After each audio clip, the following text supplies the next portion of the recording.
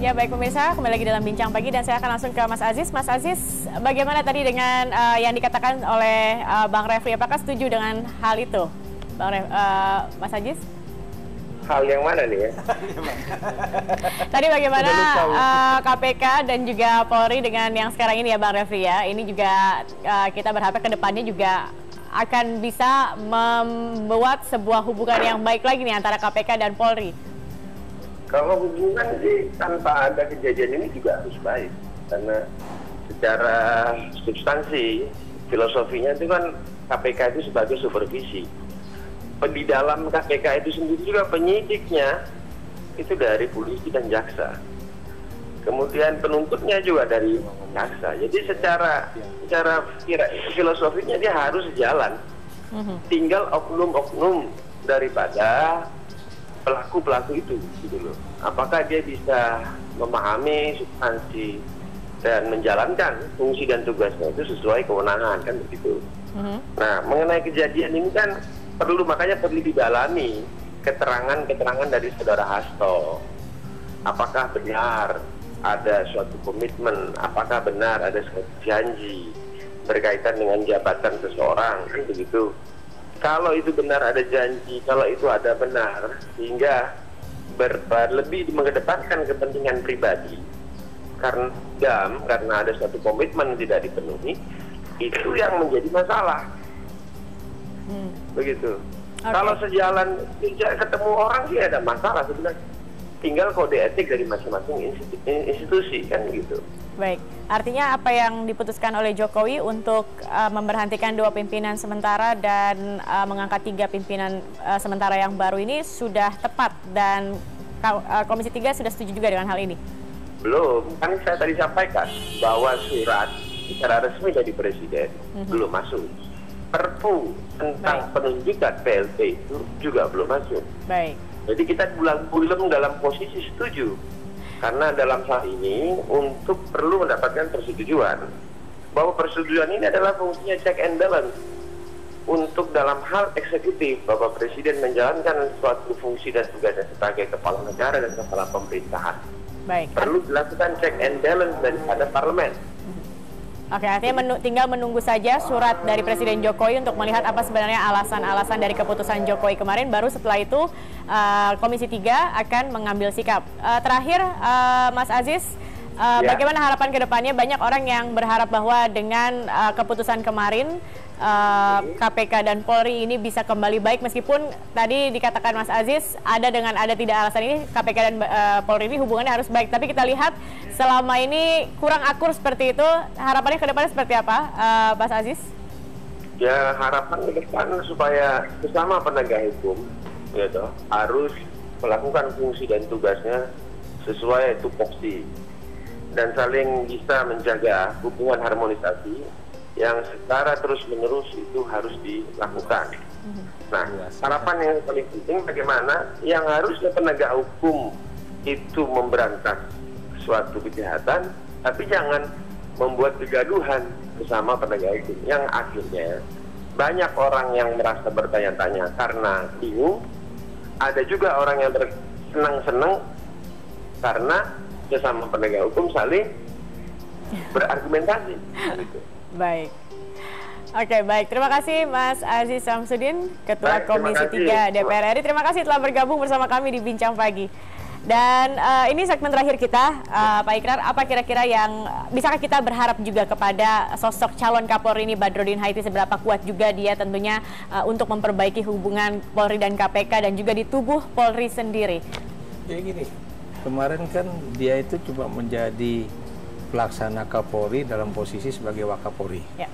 Dengan nanti beliau menjadi definitif Kapolri atau Kapolri yang definitif, itu tentunya power dia lebih besar, otoritas dia lebih besar, dan kemudian bukan mustahil dia akan melakukan suatu tindakan-tindakan ya di dalam internal Polri ya, yang akan lebih kemudian menjadikan Polri itu semakin profesional dan lebih dipercaya lagi oleh masyarakat. Saya pikir itu.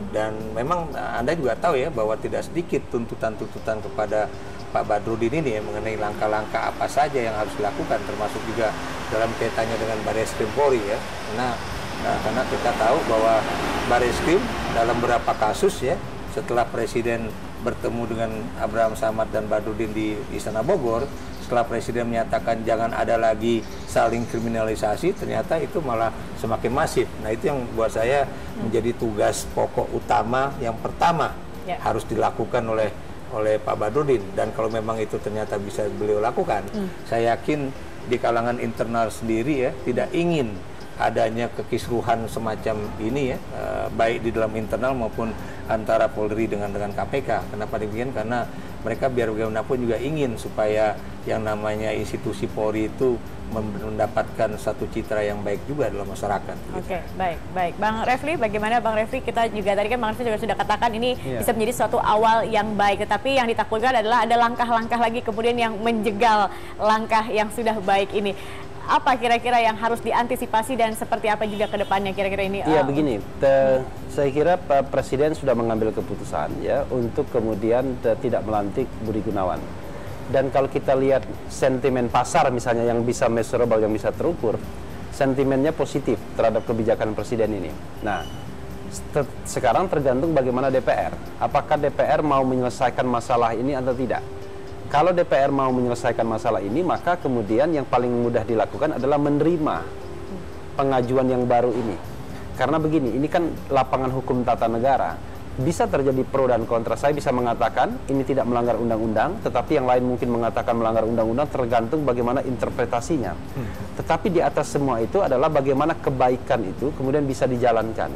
Nah, karena itu sekarang ini adalah tugas dari DPR untuk menyelesaikan ini atau tidak.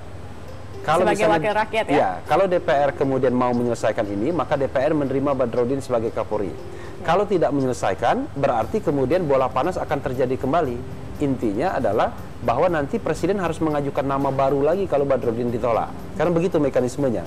Dan ini tidak akan pernah selesai kalau seandainya tidak ada kesepahaman di antara dua institusi negara ini. Artinya kembali komunikasi politiknya juga harus baik antara...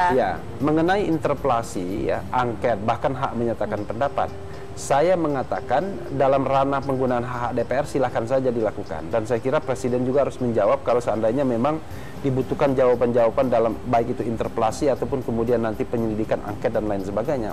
Tetapi kan kita juga harus paham dan rasional juga bahwa kebijakan misalnya yang didukung publik, katakanlah ini kebijakan yang saya yakin didukung publik, itu rasanya sangat tidak rasional kemudian berbuah kepada misalnya jurus-jurus interpelasi atau impeachment bahkan. Kalau impeachment, saya mengatakan bahwa saya berani bertaruh ya, tidak ada ruang sedikit pun untuk impeachment. Kenapa? Kalaupun misalnya katakanlah mayoritas DPR mengatakan bahwa ini salah dan lain sebagainya, saya masih yakin bahwa Mahkamah Konstitusi masih akan objektif. Dulu mudah sekali mengimpeach Gus Dur itu karena subjektivitas politik saja. Begitu mayoritas mengatakan impeach.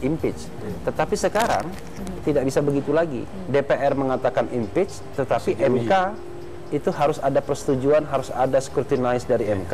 Kalau MK mengatakan tidak, maka selesai. Begitu. Baik.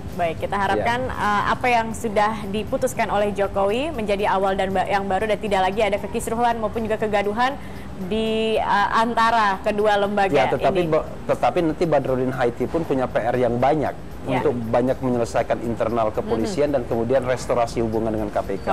Oke, kita harapkan nanti juga kalau seandainya nanti disetujui, Badrudin Haiti bisa membuat sebuah gebrakan juga yang baru di Indonesia seperti ini. Baik, pemirsa terima kasih telah bersama kami dalam Bincang Pagi. Ini adalah perbincangan yang pertama, tetapi masih ada rekan saya, Leona Samosir, yang akan memandu perbincangan yang kedua dalam Editorial Indonesia. Silakan, Leo. Baik, Zakia, terima kasih. Dan pemirsa, selepas jeda berikut ini saya akan segera kembali untuk membedah topik bedah editorial pagi ini, menemukan Jokowi JK. Untuk itu tetaplah bersama kami.